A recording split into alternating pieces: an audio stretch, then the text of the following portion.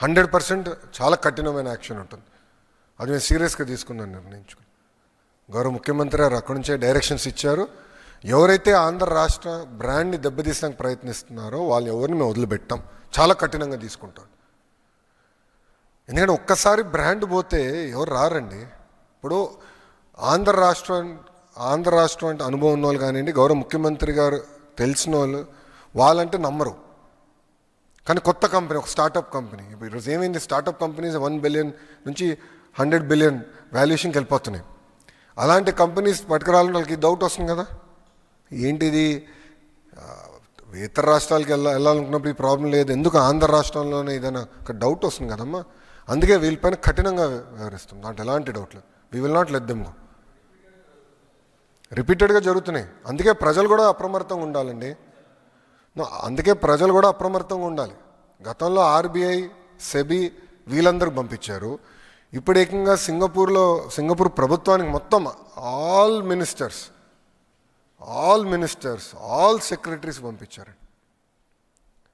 మళ్ళీ నిన్న కోర్టులో కేసు వేశారు. మొన్నే కదండి, నిన్న ఈమెయిల్ అయింది. నేను రాత్రే కదా గౌరవ ముఖ్యమంత్రి గారు తిరిగి వచ్చారు, మేము పొద్దునే దిగా స్వామి. స్పీడ్ ఆఫ్ యాక్షన్ కూడా ఉండాలంటారు, అంతేనా? Not speed of doing business, speed of action. Agreed. Singapore ప్రభుత్వం తెలుసు చంద్రబాబు నాయుడు గారి గురించి, అందుకే పక్కన పడేసింది ఈమె. ఇప్పుడు చంద్రబాబు నాయుడు గారికి సింగపూర్కి ఉన్న అనుబంధం 1995లో మొదలైందండి. నా ప్రెస్ మీట్ స్టార్టింగ్ రిమార్క్స్లో కూడా చెప్పా. అధికారంలో ఉన్నా అధికారంలో లేకపోయినా బాబు గారు అంటే చాలా గౌరవం. వాళ్ళకి ఫెలోషిప్స్ ఉంటాయండి. There are 2 fellowships. Lee Kuan Yew fellowship అంటారు, ఎస్ఆర్ నాథన్ ఫెలోషిప్ అంటారు. ఈ ఫెలోషిప్ అంటే ఒక సంవత్సరానికి ఒకరిని లీ క్వాన్ యూ ఫెలోగా సింగపూర్ తీసుకెళ్ళి ఆల్ ఎక్స్పెన్సెస్ పెయిడ్, అక్కడున్న పారిశ్రామికవేత్తలతో, అదేవిధంగా పొలిటికల్ టీంతో, గవర్నమెంట్ టీంతో డిస్కషన్ పెడతారు, ఎక్స్చేంజ్ ఆఫ్ ఐడియాస్ పెడతారు. గౌరవ ముఖ్యమంత్రి గారు ప్రతిపక్షంలో లీ క్వాన్ యూ ఫెలోగా వెళ్ళారండి. నన్ను 2018లో ఎస్ఆర్ నాథన్ ఫెలోగా నన్ను పిలిచారు, నేను వెళ్ళా. ఆల్మోస్ట్ 6-7 డేస్ నేను కూడా ఉన్నా అప్పుడు సింగపూర్లో. సో వాళ్ళంతా గౌరవిస్తారు ముఖ్యమంత్రి గారు. అభివృద్ధికి అబ్జెక్ట్ చేసేవాళ్ళు కొంతమంది మాడుతూనే ఉంటారు సార్. ఇప్పుడు ఈరోజు పాపులేషన్ ఎక్కడ ఎక్కువ ఉందండి? యాజ్ ఆఫ్ టుడే విజయవాడలో ఉంది. దేనికి వాడని భూమి తీసుకెళ్ళి ఇస్తాలో తప్పేంటి? ఇప్పుడు ఇదే మాట నేను ఇన్నుంటే హెచ్సిఎల్ వచ్చేది కాదు స్వామి. ఇదే మాటగా నేను ఇన్నుంటే హెచ్సిఎల్ వచ్చేది కాదు. ఎందుకంటే అక్కడ కొంత భూమి ఆర్టీసీ భూమి ఉంటే నేను ఆర్టీసీకి వేరేది ఇక్కడ భూమి ఇచ్చి హెచ్సిఎల్ ఓపెనింగ్కి ఇది కావాలి అని చెప్పి నేను తీసుకునే భూమి ఆ రోజు. ఈరోజు ఎంతమంది పనిచేస్తున్నారు అక్కడ? 4500 మంది ఒక హెచ్సిఎల్లో పనిచేస్తున్నారు. Because government has to take bold decisions. అభివృద్ధికి సంబంధించిన బోల్డ్ డెసిషన్స్ మేము తీసుకుంటాం. 1995లో బాబు గారు అంత బోల్డ్ డెసిషన్స్ తీసుకున్నారు అనుకునే హైదరాబాద్ ఈరోజు ఈ స్థాయికి వచ్చిందండి. అరే చాలామంది ఎగతాళి చేయలేదా అన్నాడు. శంషాబాద్కి 5000 ఎకరాలు ఎందుకని? ఈరోజు చూడండి, ఒక్కసారి వెళ్ళి చూడండి ఆ ఎయిర్పోర్ట్ని. One of the best airport in the country అండి అది. Today also I'm very proud. బెంగళూరుతో పోల్చిన, చెన్నై వదిలేసేయండి, దారుణంగా ఉంటుంది. బట్ బెంగళూరుతో పోల్చిన, ఇతర ఎయిర్పోర్ట్తో పోల్చిన Hyderabad is one of the best airport. ఇంకొక 100 సంవత్సరాలు వాళ్ళకి కావాల్సిన ఎక్స్పాన్షన్ మొత్తం అక్కడే చేసుకోవచ్చు. ఈరోజు బెంగళూరు ఏంటి, ఎయిర్పోర్ట్ ఫుల్ అయిపోయింది, వేరే ఎయిర్పోర్ట్ కట్టుకోవాలంటున్నారు. 2 ఒకేసారి మొదలైనాయి కదా పనులు. That is vision. ఒక విజన్ ఉన్న నాయకుడు ఏంటంటే రాబోయే 100 సంవత్సరాలకి అవసరం ఏంటని ఆలోచించి చేస్తారు. దానివల్లే కదా ఈరోజు ఔటర్ రింగ్ రోడ్ ఎవరు డిజైన్ చేశారు? అప్పుడు చంద్రబాబు నాయుడు గారు కదా. మెట్రో ఎవరు డిజైన్ చేశారు? చంద్రబాబు నాయుడు గారు కదా అన్నాడు. ఈరోజు చూడండి ఎంత ఉపయోగపడుతుందో తెలంగాణకి. హైదరాబాద్ అదృష్టం ఏంటంటే బాబు గారి దగ్గర నుంచి తర్వాత కూడా ఏ ముఖ్యమంత్రి అయినా, రాజశేఖర రెడ్డి గారు అయి ఉండొచ్చు, రోసయ్య గారు అయి ఉండొచ్చు, కిరణ్ కుమార్ రెడ్డి గారు అయి ఉండొచ్చు, కేసీఆర్ గారు కూడా అయి ఉండొచ్చు. అందరూ హైదరాబాద్ని అభివృద్ధి చేసిన వాళ్ళే. జగన్ లాగా అభివృద్ధి ఆపిన వాళ్ళు కాదు. That is the luck, greatest luck of Hyderabad అండి. మన దౌర్భాగ్యం ఏంటంటే ఇలాంటి పులివెందల ఎమ్మెల్యే ఉంటాం మనకి. సరే, ఏ పెట్టిలు ఎంత పడుతుందో మాకేం తెలుసు స్వామి, అది మీరు జగన్మోహన్ రెడ్డి గారిని అడగండి, నీట్గా లెక్కలు ఇస్తారు.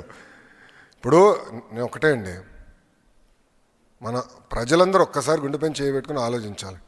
ఆనాడు ఎలాంటి బ్రాండ్స్ ఉండేయండి? ప్రజలు కావాల్సిన బ్రాండ్లు ఏనాడైనా ప్రభుత్వం ఇచ్చిందా? బియర్ బ్రాండ్లు అన్నీ తరిమేలేదా పక్క రాష్ట్రాలకి? ఈరోజు అద్భుతమైన పాలసీ మేము తీసుకొచ్చాం, ట్రాన్స్పరెంట్ పాలసీ తీసుకొచ్చామండి. Zero political involvement policy, zero. ఈరోజు పక్క రాష్ట్రాల నుంచి డెలిగేషన్స్ వచ్చి మీ పాలసీ ఏంటి, ఎట్లా అమలు చేస్తున్నారని మన దగ్గర నేర్చుకుని వెళ్తున్నారు పక్క రాష్ట్రం నుంచి వచ్చి. Transparent policy. లిక్కర్ విషయంలో మొదటి రోజు నుంచి మేము ఆందోళన చేసాం. మేము చెప్పాం, కల్తీ మద్యం అమ్మి ముందల బాబుల్ని చంపేస్తున్నారు, దీనివల్ల ప్రజలు తీవ్రంగా ఇబ్బంది పడుతున్నారు, లివర్ సిరోసిస్ పెరుగుతుంది, లివర్ ఫెయిల్యూర్స్ అవుతున్నాయి, ఎక్కువ మంది చనిపోతున్నారు అని పదే పదే చెప్పాం. రెండోది బ్రాండ్ కిల్లింగ్ చేస్తున్నారు అని మేము చెప్పాం. ఇప్పుడు జెనసిస్ ఏంటి కేసుని మొత్తం brand killing. There is a very well laid out protocol. ఒక బ్రాండ్ని ఇంట్రడ్యూస్ చేయాలన్నా, ఒక బ్రాండ్ని తీసేయాలన్నా ఎక్సైజ్ పాలసీలో చాలా క్లియర్ ప్రోటోకాల్ ఉన్నాయి. అన్నీ వయలేట్ చేసి ఏకపక్షంగా చేశారు. డబ్బులు ట్రాన్స్ఫర్ అయింది, చెక్లో ట్రాన్స్ఫర్ అయింది. విచిత్రం ఏంటంటే ఒక లిక్కర్ కంపెనీ 400 కోట్ల బంగారం ఎప్పుడు ఉంటుందండి. అది రా మెటీరియలా మద్యానికి బంగారం 400 కోట్లు. అంటే మాకున్న ఇప్పటివరకు బయటికి వచ్చింది, ఇంకెంతుందో ఇంకా 5 సంవత్సరాల రికార్డులు కదా, టైం పడుతుంది. 400 కోట్ల రూపాయలు విలువైన బంగారం ఒక లిక్కర్ కంపెనీ కొనింది అంటే ఎవరికి వెళ్ళిందా బంగారం? Simple question. దాని ముందర వాళ్ళు ఎప్పుడు కొనలేదు, దాని తర్వాత ఎప్పుడు కొనలేదు. అంటే ఈ 5 సంవత్సరాల ముందర వాళ్ళు ఎప్పుడు బంగారం కొనలేదు, ఈ 5 సంవత్సరాల తర్వాత ఏనాడు బంగారం కొనలే. మళ్ళీ అప్పుడే ఎందుకు కొన్నారు? అది కూడా 400 కోట్ల రూపాయలు విలువైన బంగారం, ఇంతంత కాదు. అంటే అంటే ఎంత అద్భుతమైన ఇన్వెస్ట్మెంట్ చేశారో అవినీతిలో కూడా నాకు అర్థమైంది అప్పుడు. ఎందుకంటే అప్పుడు బంగారం ధర కూడా తక్కువ ఉండే, ఇప్పుడు విపరీతం పెరిగిపోయింది. అంటే క్రిమినలైజేషన్ ఆఫ్ పాలిటిక్స్కి ఒక అద్భుతమైన ఉదాహరణ ఒక్క లిక్కర్లోనే అడ్డగోలుగా క్రిమినలైజేషన్ చేశారు. ఇప్పుడు ఆధారాలతో మాకు దొరికినాయి. అదాన్ డిస్టిలరీస్కి డబ్బు వెళ్ళింది, అదాన్ డిస్టిలరీస్ నుంచి పిఎల్ఆర్ కన్స్ట్రక్షన్కి డబ్బులు వెళ్ళినాయి వితౌట్ ఎనీ అగ్రిమెంట్. అదే జగన్ గారిది అంటున్నాడు ఆయన. అదే అర్థం చేసుకోవాలి స్వామి మీరు. ఇది డబ్బులు నాది కాదు జగన్ అని చెప్తున్నాడు ఆయన. అది అర్థం చేసుకోవాలా? అంటే మీరు చూడండి ఎంత అన్యాయమో. చెక్ అండి పిఎల్ఆర్కి వెళ్ళింది, కాదని చెప్పమనండి. వాళ్ళు నేను ఛాలెంజ్ చేస్తున్నా ఈరోజు. పాపాల పెద్దిరెడ్డిని నేను ఛాలెంజ్ చేస్తున్నాను, రాలేదని చెప్పమనండి. I'm challenging him.